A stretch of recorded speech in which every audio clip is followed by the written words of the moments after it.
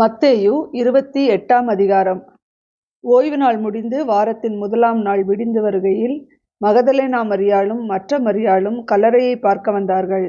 அப்பொழுது பூமி மிகவும் அதிரும்படி கர்த்தருடைய தூதன் வானத்திலிருந்து இறங்கி வந்து வாசலில் இருந்த கல்லை புரட்டி தள்ளி அதன் மேல் உட்கார்ந்தான். அவனுடைய ரூபம் மின்னல் போலவும் அவனுடைய வஸ்திரம் உறைந்த மழையைப் போல வெண்மையாகவும் இருந்தது. காவலாளர் அவனுக்கு பயந்ததினால் திடுக்கிட்டு செத்தவர்கள் போலானார்கள். தூதன் அந்த ஸ்திரீகளை நோக்கி, நீங்கள் பயப்படாதிருங்கள். சிலுவையில் அறையப்பட்ட இயேசுவை தேடுகிறீர்கள் என்று அறிவேன். அவர் இங்கே இல்லை, தாம் சொன்னபடியே உயிர்த்தெழுந்தார். கர்த்தரை வைத்த இடத்தை வந்து பாருங்கள். சீக்கிரமாய் போய் அவர் மரித்தோரிலிருந்து எழுந்தார் என்று அவருடைய சீஷர்களுக்கு சொல்லுங்கள். அவர் உங்களுக்கு முன்னே கலிலேயாவுக்கு போகிறார், அங்கே அவரை காண்பீர்கள். இதோ உங்களுக்கு சொன்னேன் என்றான்.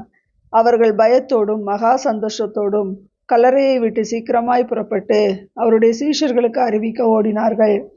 அவர்கள் அவருடைய சீஷர்களுக்கு அறிவிக்கப் போகிற போது இயேசு தாமே அவர்களுக்கு எதிர்பட்டு வாழ்க என்றார். அவர்கள் கிட்ட வந்து அவர் பாதங்களை தழுவி அவரை பணிந்து கொண்டார்கள்.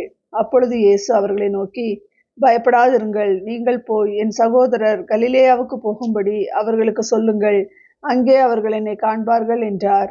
அவர்கள் போகையில் காவல் சேவகரில் சிலர் நகரத்துக்குள்ளே வந்து நடந்த யாவற்றையும் பிரதான ஆசாரியருக்கு அறிவித்தார்கள். இவர்கள் மூப்பரோடே கூடி வந்து ஆலோசனை பண்ணி சேவகருக்கு வேண்டிய பணத்தை கொடுத்து, நாங்கள் நித்திரை பண்ணுகையில் அவனுடைய சீஷர்கள் ராத்திரியிலே வந்து அவனை களவாய் கொண்டு போய் விட்டார்கள் என்று சொல்லுங்கள். இது தேசாதிபதிக்கு கேள்வியானால் நாங்கள் அவரை சம்மதப்படுத்தி உங்களை தப்புவிப்போம் என்றார்கள். அவர்கள் பணத்தை வாங்கி கொண்டு தங்களுக்கு போதிக்கப்பட்டபடியே செய்தார்கள். இந்த பேச்சு யூதருக்குள்ளே இந்நாள் வரைக்கும் பிரசித்தமாயிருக்கிறது. 11 சீஷர்களும் கலிலேயாவிலே இயேசு தங்களுக்கு குறித்திருந்த மலைக்கு போனார்கள். அங்கே அவர்கள் அவரை கண்டு பணிந்து கொண்டார்கள். சிலரோ சந்தேகப்பட்டார்கள்.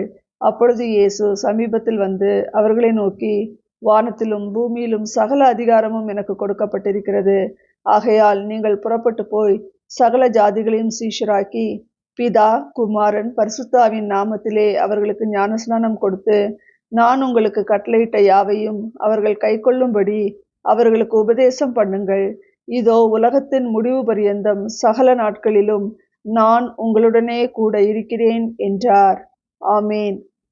மத்தேயு எழுதின சுவிசேஷத்தின் 28 அதிகாரங்களும் முடிவடைந்தது. தேவனுக்கே மகிமை உண்டாவதாக.